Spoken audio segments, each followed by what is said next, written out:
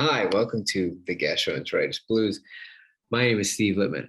I am joined, as always, by Emily Cannell, Dan Wilpone, and for the first time ever, Rainy, my new dog. Very exciting.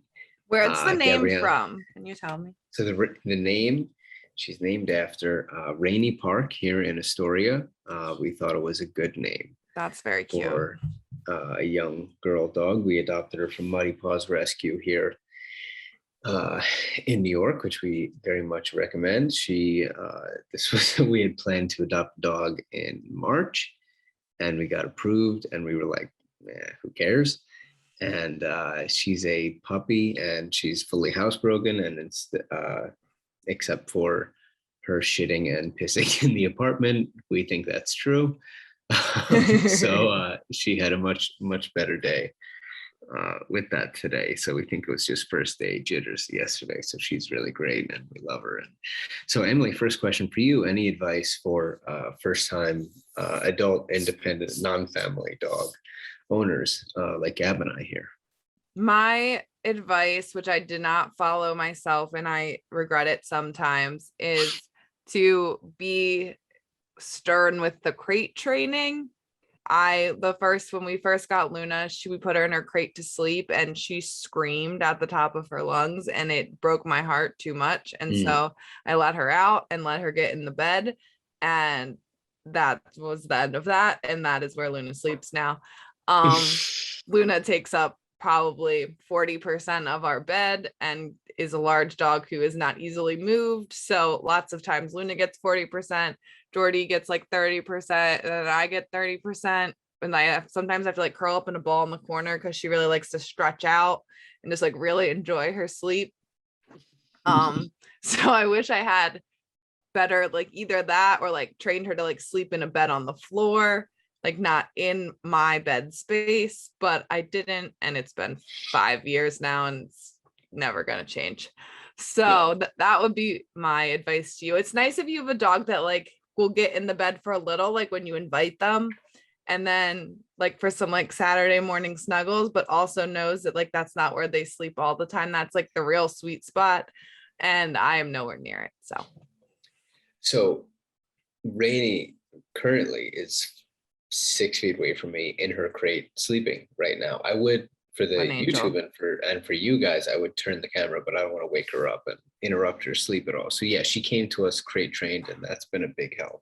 See, it's weird because Luna is also crate trained. Like when we leave the house, she goes in her crate. When she is annoyed with us, she just goes in there. Like she loves her crate. She sits in there when we eat dinner because she's a beggar. Like she doesn't care, loves to be in her crate. But when we first got her, nighttime crate did not happen. And I was too much of a pushover. And I think she would honestly sleep in her crate now because she's so used to it. But I don't know. Sometimes I like when she sleeps in bed. It's like a weighted blanket. Of course. She like lays her head on your legs, and I'm like, oh, look at her. She's so cute. Dan, first question for you. You watched professional football game tonight. Josh Allen, Patrick Mahomes, both very talented. Where would you rank Kenny Pickett among them in, let's say, 2 seasons? Where do you give him a little time to develop? But what kind of trajectory do we have young Kenneth on? You know, I love me some Kenny Pickett. By the way, there's that picture of you guys. He could play your older brother in something. Listen, this might be a hot take among some people, but I would say I would probably rank him third among the three. Now, I know some people are going to be saying, wait, did you see the game tonight? Both of the quarterbacks were so bad. Right. I would say they'll probably both be better than him. Okay.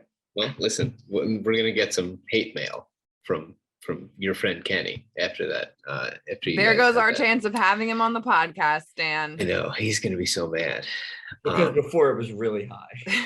I mean, he is a Philly guy. We never know. No, he's not. He's from Jersey. But he's an Eagles Mike fan. Trout is a Philly guy. No, he's not. He's also from Jersey. Well, we count him amongst ourselves. Yeah, sure. We count him. The Sixers. So they had sort of an up and down week.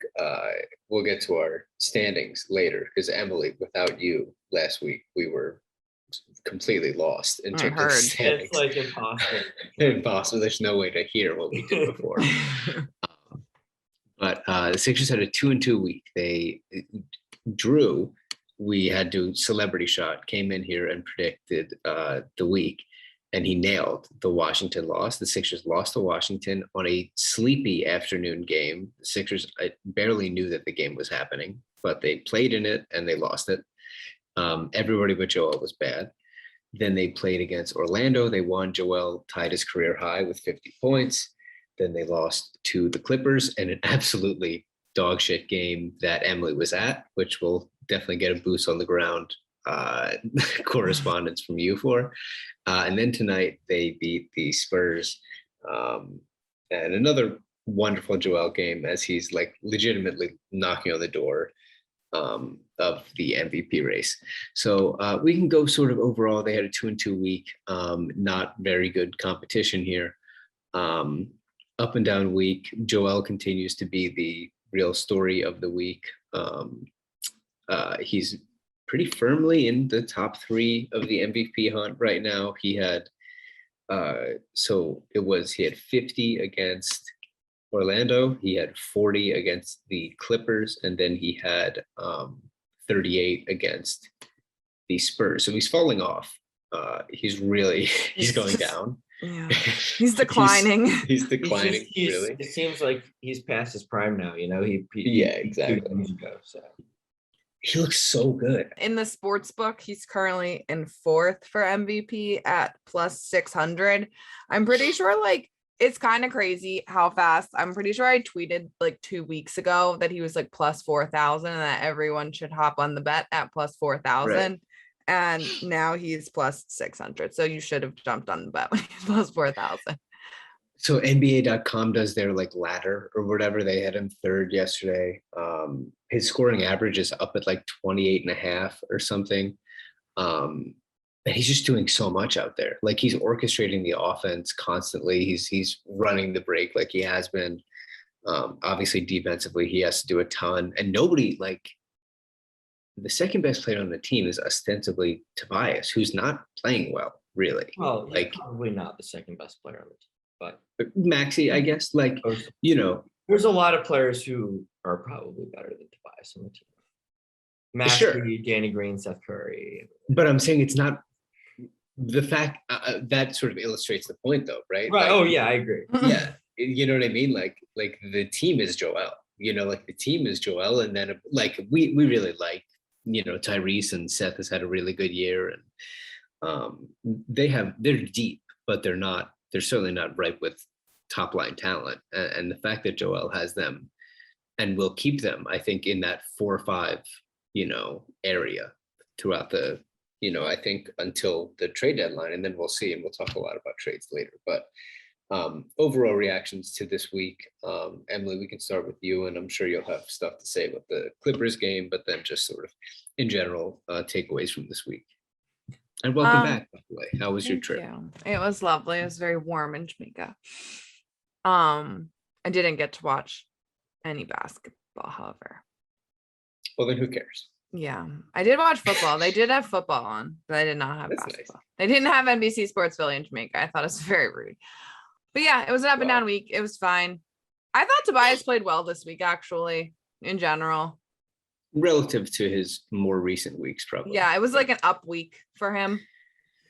I really want to get those cookies that he's shelling on Instagram, though. They do look good. They look has real anybody good. Had them? If not, Callie Curry has also talked about them on podcasts that I've listened to with her about how good they are. Like that her and Seth, before they opened one nearby, like her and Seth would get them shipped to them in Philadelphia. So I am very interested in these cookies. But the fact that if listeners have had them, tell us how they are and if they're actually good, because I'm interested. Because we could do like Tobias cookie taste test on the podcast, and everyone can listen to us eat cookies. It'd be really great. But yeah, up and down week. The fact that I wanted to talk about cookies quickly versus talking about these games probably goes to show how they were. The Clippers game was terrible. I blame Jordy for them losing. Oh, because doesn't he have some losing streak going on? No, not this time. This time he had a bet open that was like Joel Embiid points, rebounds, assists total over 50. And he was like, he claims that he wasn't doing it, but I know he was like semi-rooting for the Clippers to keep it close so that they couldn't pull Joel before he hit the 50. And so I blame him for it. But he says Did that he hit the 50? Oh, he hit the 50, sure. But but the Sixers had to win the game for the bet to hit. And look what happened. They did not. Do you remember that kid with the corgi? Where's he? He fell off the phone. Where's that corgi? And the kid with the girlfriend. And the kid with the girlfriend. That's right. Yeah. And I think you say this neutrally now. You say it like it's whatever, but I can tell you that after game 5 of the Hawks series, you were not so neutral on this corgi and this girlfriend. It was wonderful. It was a great quote. It was great. I was told they were frauds. That's all. I had no beverages at that game. Zero beverages had. I can confirm you were dead sober. Dead sober. Oh, that was great. Dan, any takeaways from this week, sort of broadly? We'll talk about a couple key things. But Joel's 50, the letting up 24-point lead to the Clippers without any good players. What do you think? My takeaway from this week is that Joel is the MVP. Everyone else, I don't care. Like, that's what I'm at. That's where I'm at. I'm waiting till the deadline. Game time. I'm hoping something happens. I'm hoping Daryl makes moves where we can compete. And I hope that Joel gets some help. But right now, Joel is, looking like the best player in basketball for the second straight season when he's healthy. And that's my rooting interest right now. Like, I know this team as built isn't good enough, and I'm not going to sweat a Wizards loss on a 2:00 game. And I'm not going to sweat a Clippers loss where they blew a 25-point lead. I'm just not. Like, I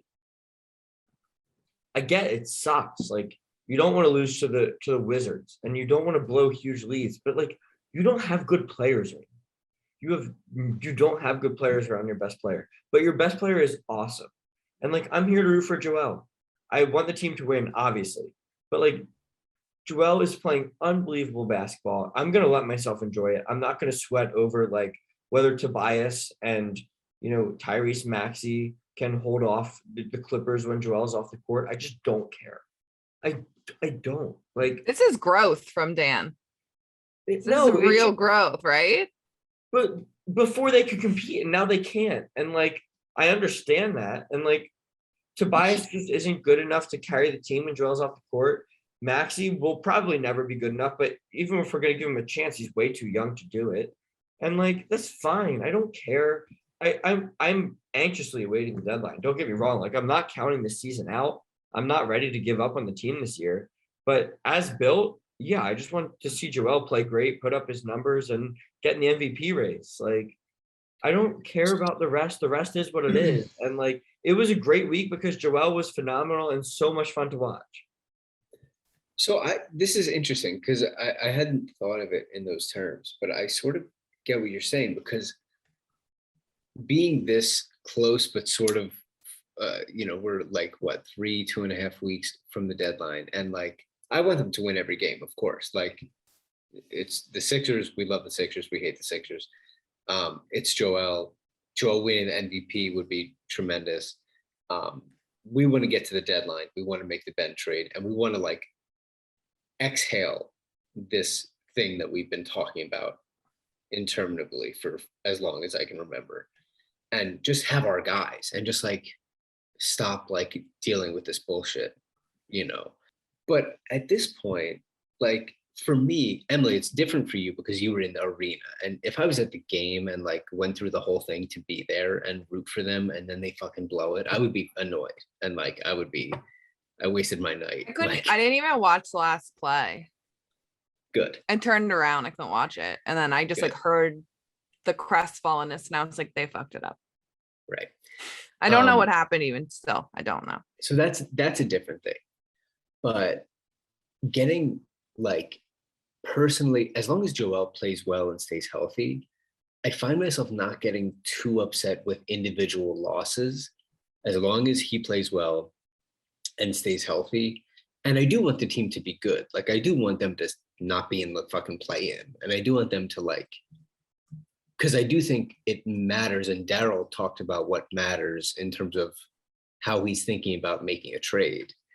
So I think it matters that they don't suck, you know, because Daryl, and we'll talk about all of Daryl's quotes, but I agree. I identify with that feeling that Dan is saying, that just like get me to the deadline and continue these Joel performances.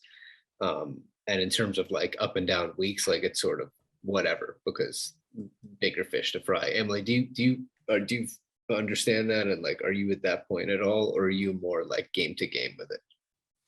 No, I understand it. I'm not really game to game, like, because I'm normally like, it's the kind of the same thing where like I don't, or maybe it's the complete opposite thing of if they win a game, I don't really feel like I want to like pick apart individual performances, because I'm like, what do I care? They won the game. And it's like the same thing, but just with a different perspective. Like, what do I care about winning? Joel's healthy. Like, what do I care if they won this game? Joel is playing not even like healthy, but like seems to be in incredible shape.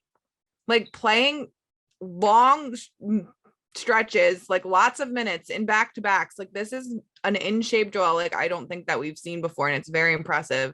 And then everyone can shut their mouths about like, well, my MVP plays back-to-back games. Like, shove it. He looks so good physically. Yeah, he so looks good. incredible. So yeah, I will not take, if Joel's healthy and happy and playing well, like I don't care about anything else really either. Okay, so after the Clippers game, Austin Krell asked Doc, what about the loss could be attributed to coaching? And he said, just Doc, ready to go, goes, would you ask Pop that question? No, you wouldn't. So don't ask me that question. I've earned that. Now, we don't have to talk a lot about this. This is like another in the line of Doc Rivers being like, don't fucking ask me about my job or what I do for my job. I want to say, I don't love that question itself doesn't really register for me. Like, I don't know how he's supposed to answer that question in specific. I think there's another way to ask that question that is a little bit like, you know, I think there's probably a better way to ask what he's trying to ask, even if I understand what he's asking, which is like, you blew this lead to this team with no good players. Like, how much of that would you attribute to things you wish you had done better? The thing about Doc, though, is that they bring you in to be the accountability guy, and you refuse to do it always. He never, ever puts his hand up and says, I should have done X better. I should have done this better. Like, and it's fine. Like, I don't think that there's all that much that NBA coaches really need to be doing. And I think generally he's a pretty good coach, and he's probably in the middle of the pack, and it's fine. And like, you know, I'm not worried about Doc. I think that he talks down to reporters more than I wish he would. And I think that it's Pop does it, and lots of people do it to the media. And in general, I think it's kind of shitty. And like, you know, I don't enjoy that as a custom. So yeah, I wish Doc would do this less, and I wish that for somebody who preaches accountability so much, he would display an ounce of it occasionally and just be like, I screwed that up. I wish I could have done this. I wish I could have done that. And then on the other end of the spectrum, Derek Bonner tweeted this, that Joel does the opposite, that Joel has 40 and he says, yeah, but I had 5 turnovers. I should have done this. I should have done that. So not a big deal. I'm not worried about Doc in the greater sense, but any thoughts on this quote, Dan? I do. I'll preface it with saying, you know, I have long said I think Doc gets overblamed. Like, I don't think that like the Hawks series is, you know, an example of something that is mostly on Doc. Like game 1, I get it. Eventually, like, you're clearly the better team. I mean, look at the Hawks this year, right? Like, the players have to play, and they didn't. And even a lot of times this year, I mean, regular season last year, regular season this year, you can look at the numbers. I mean, this is not even subjective. This is like you look at the Sixers after timeout numbers, and when Doc draws up a play and the Sixers, run it straight after the timeout, they have the best numbers in the league this year. And this is not and I think that's excluding garbage time. This is not an opinion. Doc is not an idiot. Doc is, I agree. He's like the middle of the pack basketball coach. He drives me crazy in his own ways, right? Like I've said it last year before, and I think I was harder on Doc. And this is maybe, a thing about me that is kind of ridiculous, but like everyone else gets hard on Doc. And I'm like, okay, well, I think you guys went too far. And now I think I need to defend him back in the other direction a little bit. And before that, I was like, well, I think that Doc is doing these things bad. And it's like, just because in general, I think he's fine. Like he's average, you know what I mean? He's okay. Like he's fine. All of that to preface that, like, I'm not sure I've ever seen someone in a leadership position be this bad with the media in sports. Like it's uncanny how he will always say the wrong thing to the media. In a position of leadership where he should be the person who's saying the right thing, who keeps a level head, I understand sometimes you might not like the phrasing of the question you're asked, but it's your job to be the leader who does not add a distraction, who, is going to answer the question as best he can and not get in fights with, reporters or, people who are at your press availability when you're at home games or on Zoom or whatever. Like it's not your job to get in fights with people and judge the questions they asked. And yeah, you blew a 24 point lead, whatever it was. Like it's a fair question to ask what you could have done better, because every single person who played a minute during that blown lead or coached a minute during that blown lead could have done something better. Obviously, right? You don't blow a lead with, without everyone kind of messing up a little bit. Even Joel, who had 40, I'm sure has regrets. And, I agree that it is a lack of accountability. And I think in general, the Sixers' lack of accountability issues, I think it is overplayed how much Doc has to do with that, because I think that was the big talk before Doc took the job. So that was already there. I think that Ben is the epitome of that. And to blame that on Doc when he only coached Ben a year and he talked to Ben for a full year, I think is unfair, especially when he's not the one who, who helped shape these guys, the guys who were once young under Brett into the players they are now. I'm not saying I blame Brett either. I think that, you need to take your own personal accountability. But Doc should do the same for himself. I think that Doc has gotten a lot of fair questions that he has dodged by like pretending to be offended by this year. And I really don't like that. I think that it's ridiculous. Again, I think he's a middle of the pack coach. I don't think he's the reason they haven't gone further than they have. I don't think he's the reason that they're better than they should be.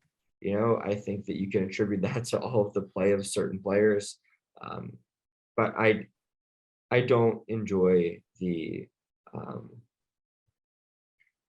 almost like the feigning being upset when there's a question that might invoke that you have some responsibility to this team, which like you're the head coach, you have a ton of responsibility to this team.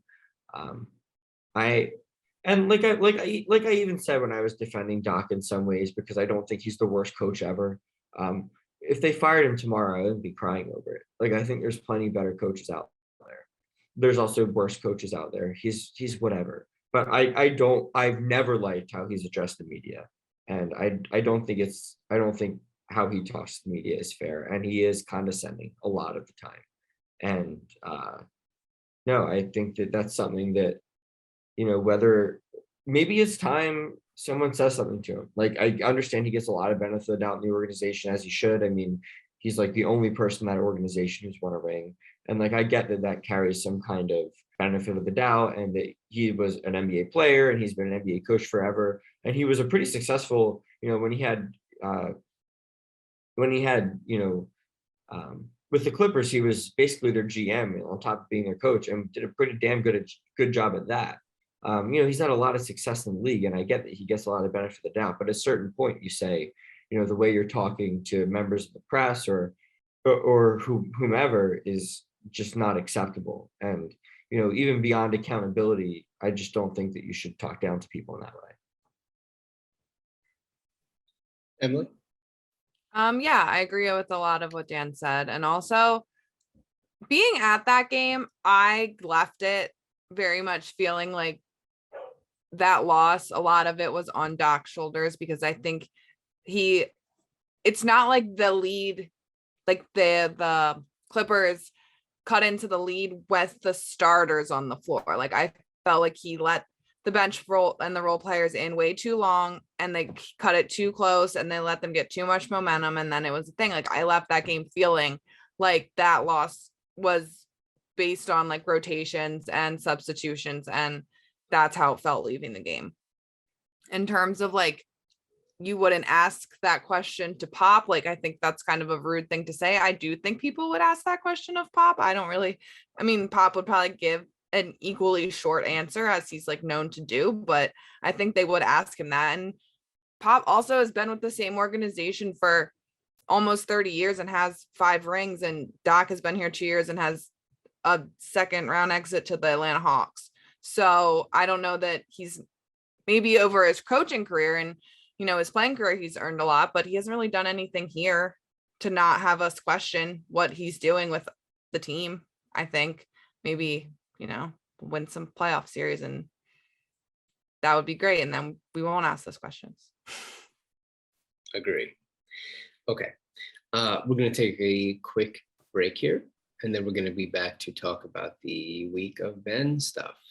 Okay, we're back. We had such a weird day of Ben stuff. First of all, thank you again to Sam. Of course, Emily has a weird thing about Sam, but Sam hates Sam, and he's so nice to us too. It's such so a good guy. I wouldn't know. I've never met him. Sam's such a good guy. And thank you again to Sam for making time to come on. So Sam last week reported that the Kings are seriously contemplating the trade for both Ben and Tobias, and that the Kings are expected to make a big move before the deadline, and that if the Kings can't get Ben, they're expected to pivot to Domantas Sabonis. Keith Pompey, another friend of ours, reported that sort of a strange report that the Kings thought about proposing a trade to the Sixers of like basically Barnes and Hield and Halliburton for Matisse and Ben and Tobias. And the Sixers did not want to do that, but it was unclear if a trade offer had been made. And then later in the day, Shams reported that the Kings has a current mindset. They are not moving De'Aaron Fox and want to center the team around Fox and Tyrese Halliburton. And then Sam Amick followed that up by saying, source says the Kings have no interest in taking back Tobias Harris and the Ben Simmons deal. Sacramento still sees a pathway to Simmons, although the Fox update from Shams seems to make it even harder. So what do you guys take away from that? Like, Sam had reported weeks before that Fox and Halliburton were no longer off the table, that Philadelphia could basically have either one of them, and that now they're considering taking Tobias too. And then basically Sacramento tells them, we're not trading Fox. Basically tells Fox's agent, we're not trading you. We want to build around you. Now, you'll remember that, players' agents have, or teams have told players' agents many times before, we're not trading you, and then traded them 3 weeks later. It happens all the time. Daryl did the same exact thing to Ben 3 weeks before trying to trade him for Harden. It's not uncommon. It's just a little strange to have it happen with like Sam and with Shams, but Shams did it with Harden. Like, what's your reaction to this? Because it's just, it was very conflicting reporting from the exact same people who had reported the opposite, like hours before. Like, it sort of gave us all like whiplash when it came from the same people who reported the opposite. But obviously this is what the team is putting out there. But obviously it was like a sort of a sources war. Emily, what was your takeaway from this? I don't really have one. Like, I just don't know what's going on, to be honest. Like, can't read the tea leaves. I mean, obviously it's just the team and agents and things just like all trying to play this chess game with the media, but I don't really know what is coming from who. I don't know if like what the current status of like De'Aaron Fox and Halliburton are in wanting to be in Sacramento. So I don't know if things are coming from their camp or just like the Kings front office. You know, who knows if things are coming from, certainly things are coming from the Sixers. So I don't really know. All that being said, I would really love a deal that got us Fox and Halliburton. That would be great. I vote yes on that. You know, Sacramento sucks, and they've wanted Simmons very obviously for a long time. Mark Stein reported last week that they're seriously considering doing the Harris thing too. Who knows whether or not they end up legitimately doing the Harris thing.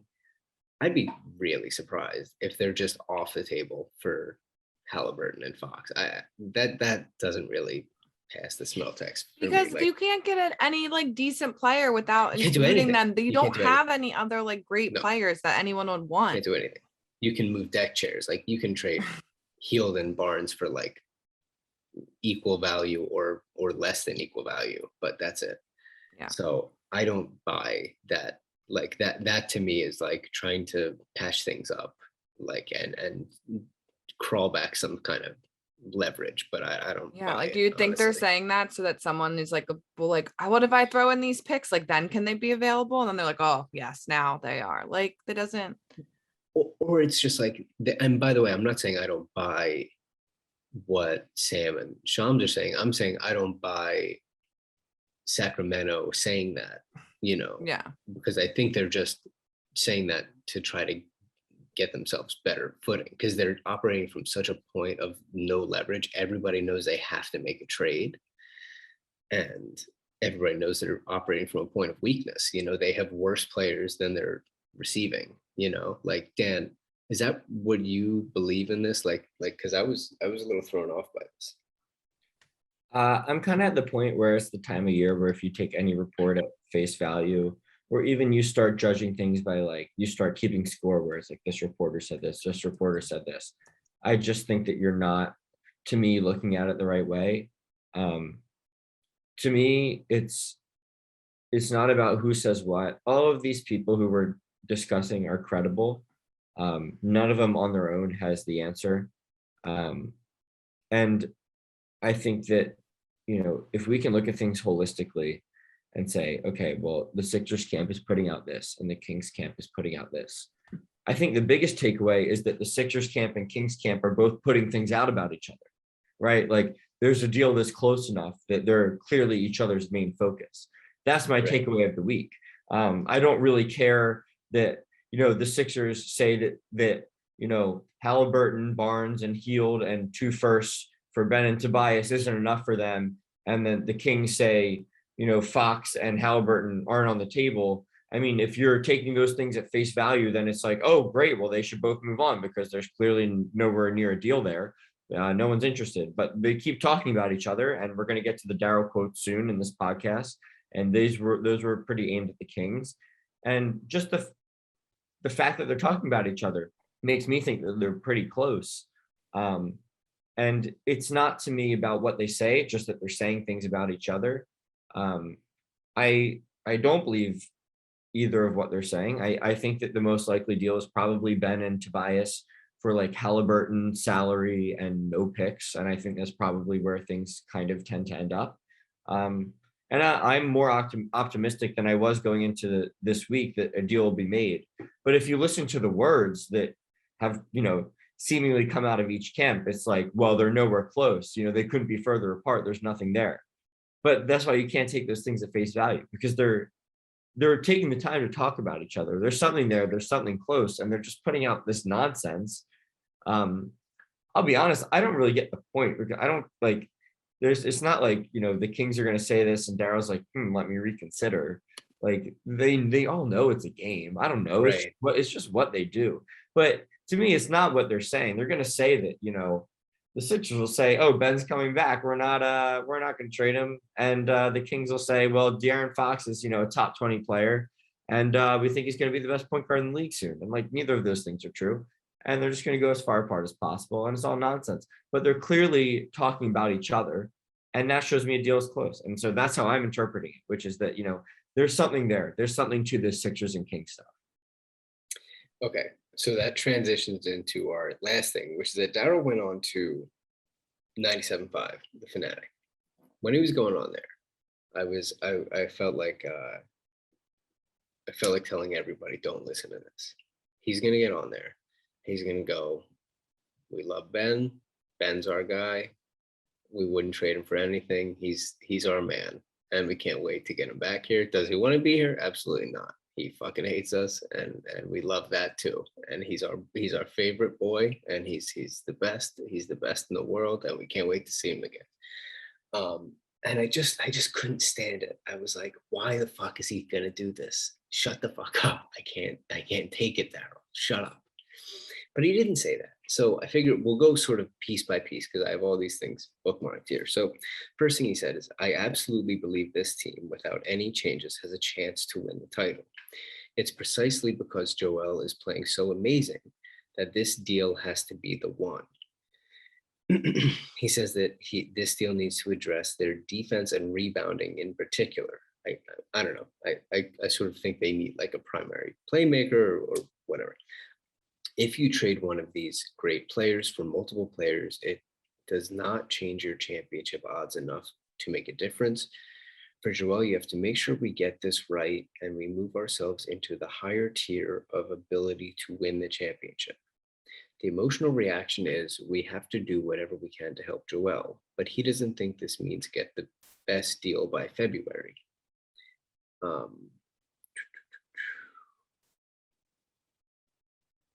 The possibility that they don't make a big deal at the deadline has a very good chance of happening. He makes the argument that making a marginal trade could burn away not just this season, but future seasons too. We are looking for a deal that makes us a championship contender in the top 2 to 3 teams in the league.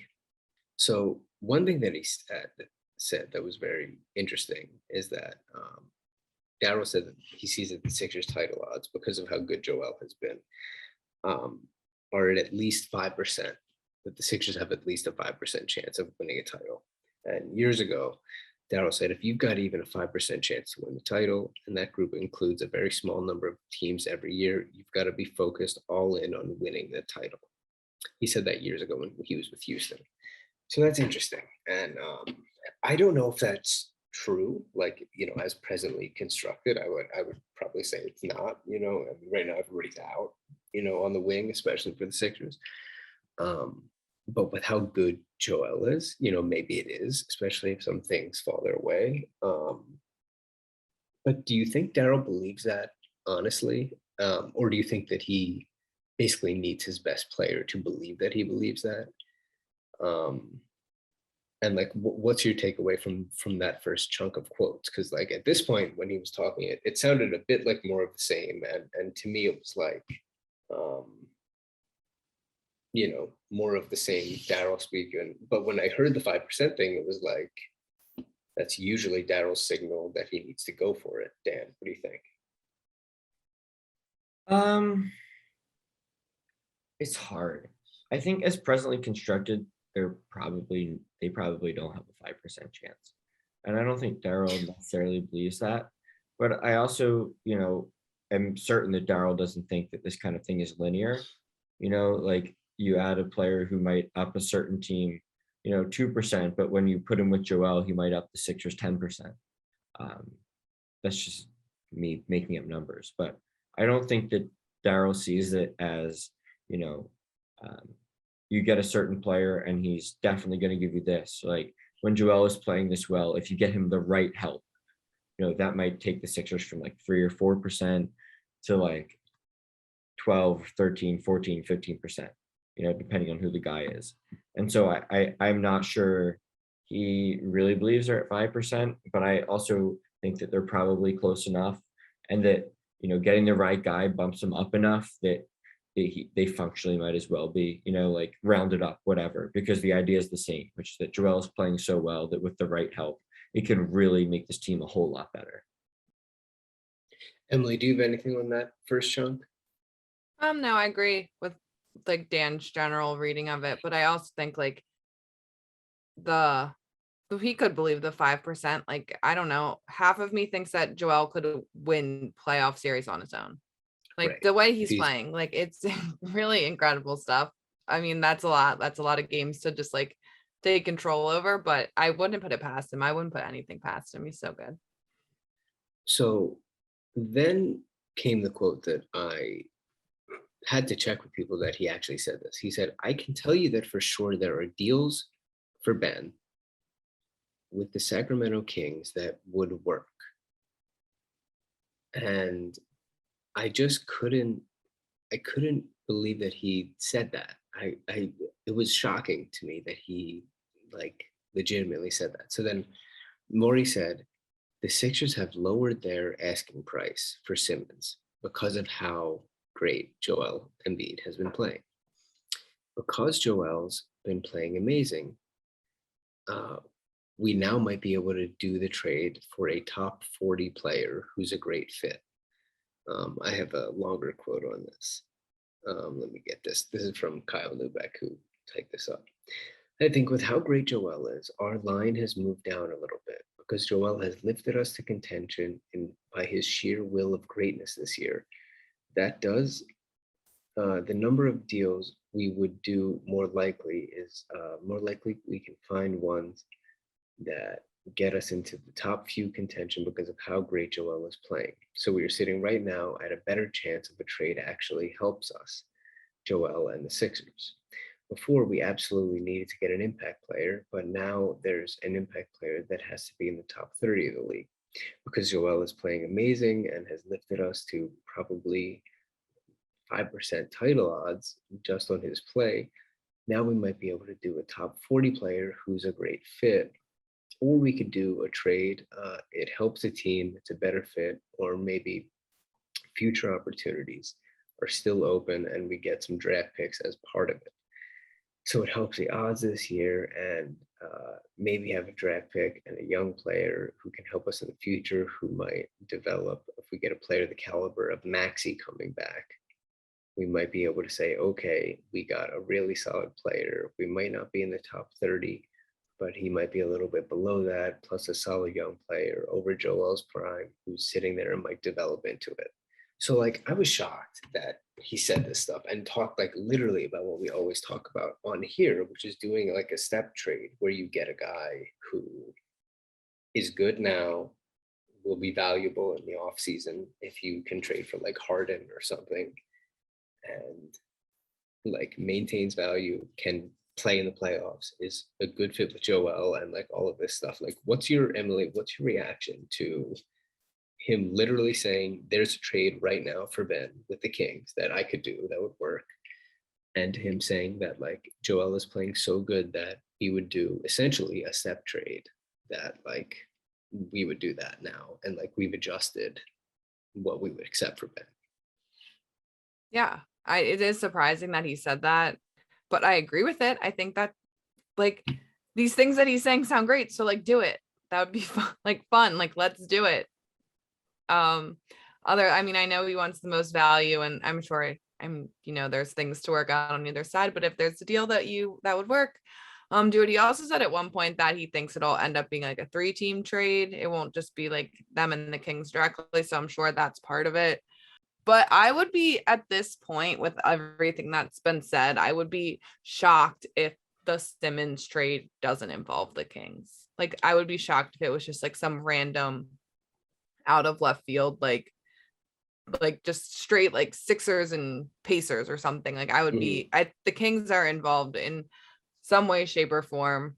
And but I don't really know what the point of Daryl saying all of this stuff was, unless it's like to put pressure on the Kings. Like if they're, players or whatever, like, see, they say that Ben can come here. Like, make it happen. Like, who's putting pressure on the Kings to do that? I don't really know what the point of it was, or if it's just to get the Philly fans off his ass.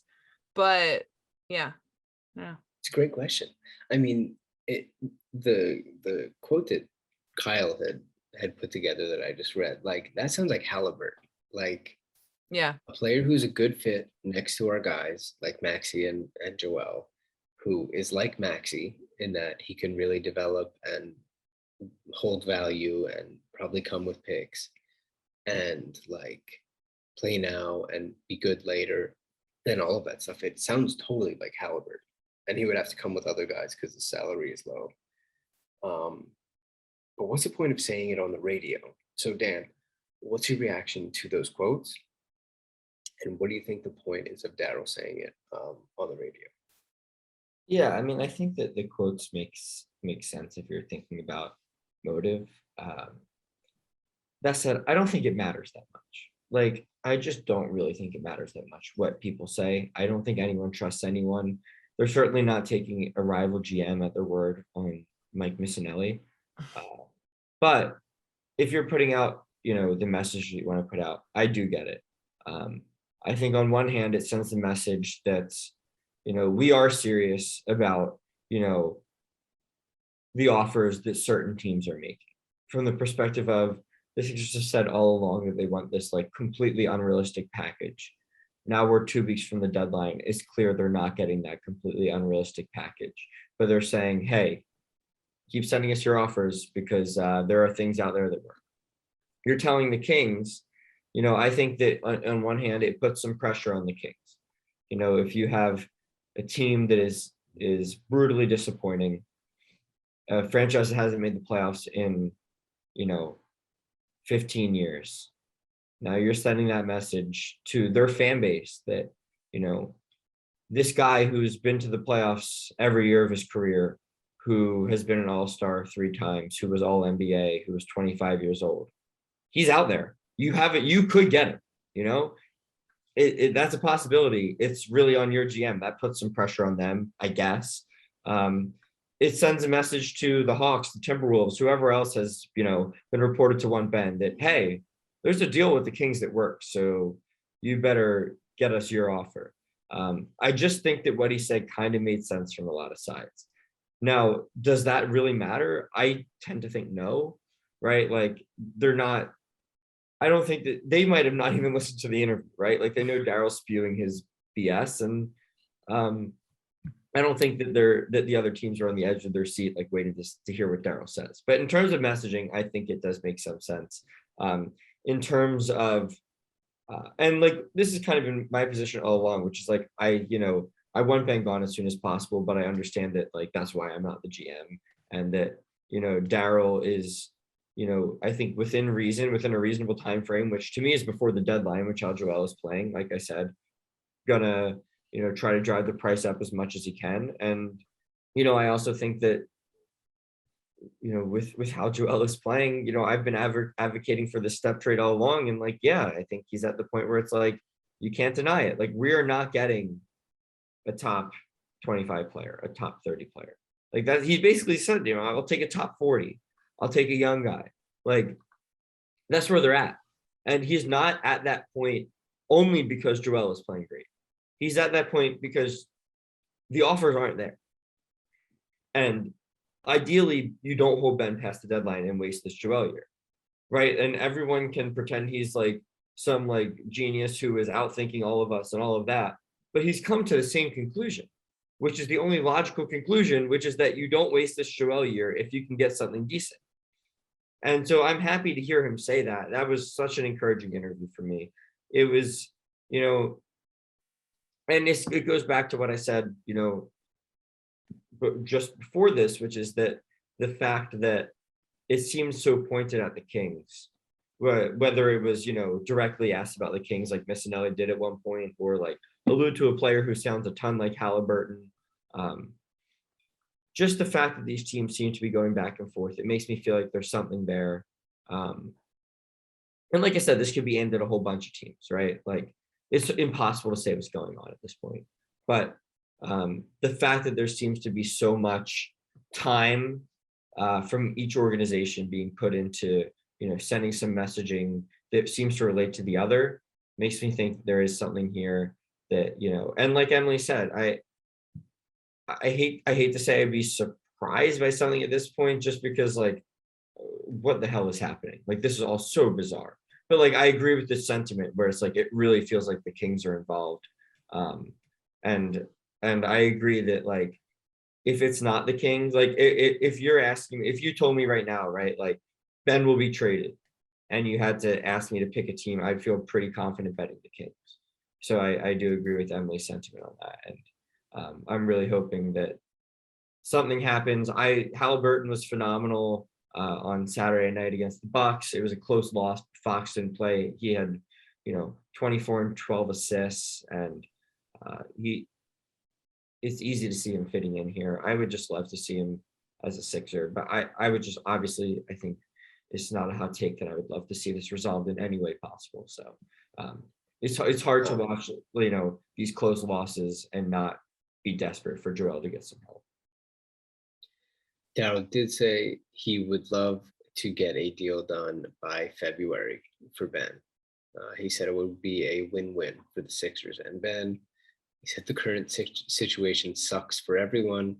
He said if you were to poll all 420 players in the league, I would say 370 of them would be dying to play for Joel Embiid and the Sixers. The fact that we have a player that doesn't want to be on the Sixers is surprising to me. All right, so Emily, if you will, please update us on the standings. We have 2 weeks of games. Run through them, please. We have 4 of them, of course, Drew predicted, and then however many that the 4 of us did, or that the 3 of us did. So take it away, Queen. Okay, so the previous week started, I think it was Houston, Charlotte, Boston, and Miami. So they went 3-1 that week. They lost to Charlotte, yes. Mm-hmm. Okay, so me and Dan had predicted 4 wins, and Steve had thought they would lose to Miami. So me and Dan went 3-1, and Steve went 2-2. So that was 2 weeks ago. Then this past week, everyone thought we would win everything. It was easy. We all went 2-2, just like the Sixers. Except Drew, who Right. went 3-1. So the current standings as they are I have taken the lead at 27-19. That Steve, you blew it. That week, that loss to Miami prediction, really. Steve is in second at 26-20, and Dan is in third at 24-22. So it's still very close. I really feel like I'm coming back here. It's still anyone's game. It's really, there's a lot. It's not even the All-Star break, guys. We've got so much basketball left. That's right. Wow. Okay. Well, this week, the Sixers play 3 games. They play at Houston, the Rockets, the Rockettes. They play the Lakers at home, and then they play Ben Simmons and the Sacramento Kings at home. Emily, You're missing a game. you're up. Don't they first. play the Pelicans? They do play the Pelicans on Tuesday at home. I know this because I just bought tickets tonight. Oh, that It must was be like an a makeup added game. It's a makeup. game. I should check Steve the does not know current the schedule at all. He just This makes is a games match. up. He's like, I This is think great. they play. Do you even look? Do you even look? I look at a screenshot that I took in Like April October. of last year. Yeah. I look at a screenshot. All right. Actually, what you do every week. All right. Sorry. Sixers There's play this thing called the 4 games. internet that updates the schedules, Steve, just so you know. Damn it. Oh, you old people. I don't get how you even like, come on. Rainey is like, how long is this fucking podcast? She's like, you guys Right. are loud. I'm trying to. Okay. Me too, Rainey. So- Me too. All right. So the Sixers play 4 games. They play at Houston. They play, is it home against New Orleans? There's no Mhm. way to know. I'm going. Yeah. Okay. You could go. They play home against New Orleans, and then home against the Lakers, and then home against Sacramento. 3 home games. At Houston, home, at Yep. Houston, Pelicans, Lakers, Sacramento. Emily, take it away. 4 wins. I honestly think they are going to win all these games, though. Like, Houston is not good. The Pelicans are not good. I hate the Lakers, so they're not good. And they're not good. And the Kings are not good. So I think they're going to go 4-0. I think they're going to win. I feel like I've said 4 wins so many weeks in a row. I haven't predicted that they were going to lose since in the wait, literally, I can tell you the answer. I don't think they play the Rockets this week. I'm looking right now, and I'm pretty sure they don't. They don't play Monday. They play the Pelicans at home on Tuesday.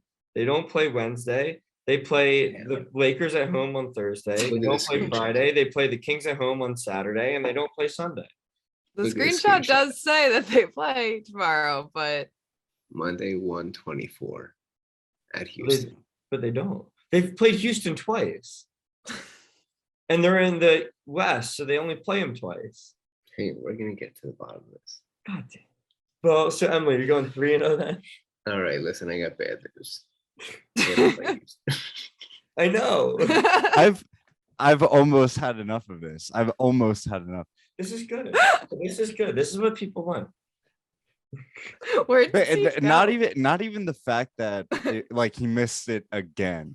It was the fact that the team and the game he missed last time was the second Rockets game. So you added it again. Well, it's okay. He's trying on the screenshot, Drew. You need a new screenshot, Steve. Come on. I'm not making it up. What do you mean? You might as well be. All right, Steve, you pick next because I deserve to pick last after your mess up. Listen, and I'm in last place anyway. So. There's no Houston.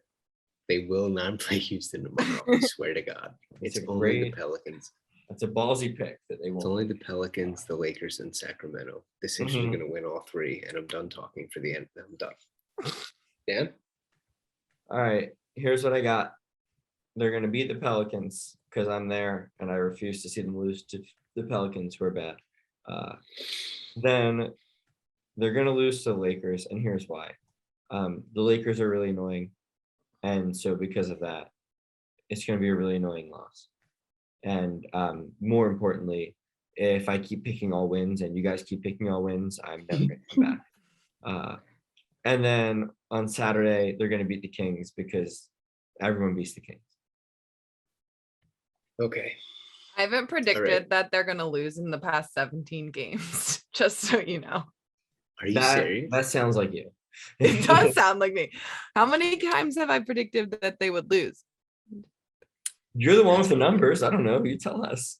I've only predicted that they would lose 6 games this whole season so far. And probably 6 last season also. Probably. I won last season, I'm pretty sure. So I won last season. Did you? Yeah. I don't have that one saved. I don't have that file. Seems like you did that on purpose. Maybe. All right, listen. Emily, welcome back. Thanks. Rainey, welcome home. Dan, congrats. On what? On what? Everybody. Can you not wink? Is that what you do? Subtlety.